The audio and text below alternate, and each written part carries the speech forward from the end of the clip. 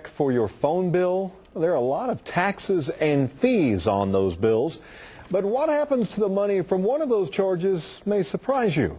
Our Oklahoma Impact team investigates. Here's Alex Cameron. We're talking about something called the Federal Universal Service Fund. Its goal is to provide affordable phone and sometimes internet service to everyone in the U.S. Now, phone companies are required to pay 15% of their long-distance revenue into that fund. They usually pass the cost on to you as a fee on your bill. Billions of dollars go in and out of the fund every year. Oklahoma Impact's Amy Lester shows us where the money goes.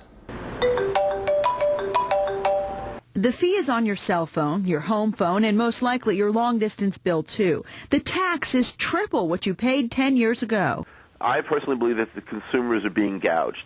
Bruce Kushnick is the chairman of Teletruth, a telecommunications consumer advocacy group. He believes the Universal Service Fund is a way for phone companies to get rich.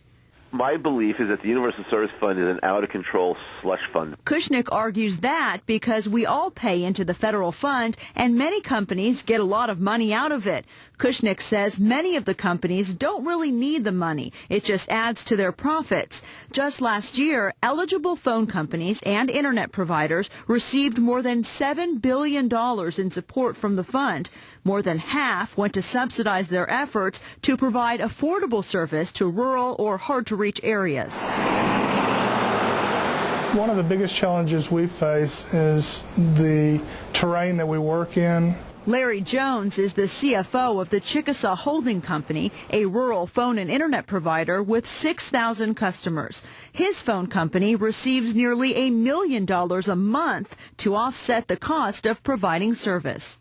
I agree it's an awful lot of money, but if you want ubiquitous telephone service, it costs a lot of money to get that service out in rural areas.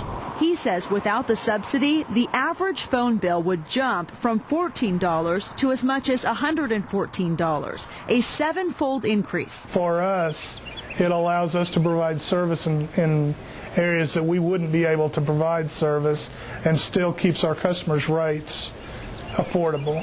The fund also reimburses phone companies for the discounts they give to low-income customers, and it pays for part of the phone and internet bills for schools, libraries, and some rural hospitals. And sometimes it even takes care of network upgrades. Take your time.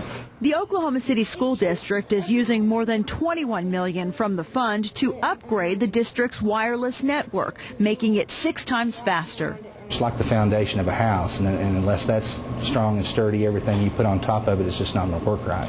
The teachers say this allows more students to work online quickly at once, which improves education and prepares them for life after school.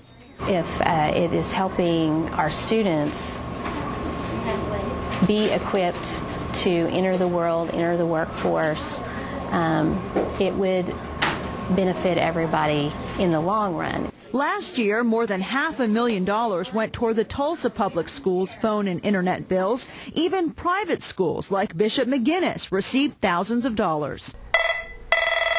And still, some phone companies criticize the fund, saying it's outdated. It was a good idea in its time, and it was set up to provide universal service to everybody who could get a phone line. But I think we've kind of reached that as far as the landline business goes. Andy Morgan is a spokesperson for AT&T. The company got $12.5 million from the fund last year, $1.5 million for serving high-cost areas. We serve urban areas as well as rural areas, and so the way it works out, we don't really need to draw upon that money. In fact, AT&T is willing to give that money up if the government would subsidize broadband instead. The way the Federal Universal Service Fund is set up, its mission, it needs to be rethought. The FCC agrees it's planning to overhaul the Universal Service Fund and change its focus from universal phone service to broadband. Amy Lester, the Oklahoma Impact Team.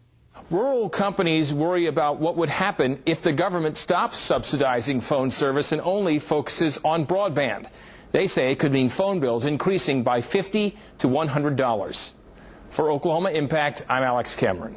Now, the FCC's plan is called Connecting America, and if you'd like to read about it, you can look through the plan on our website at news9.com.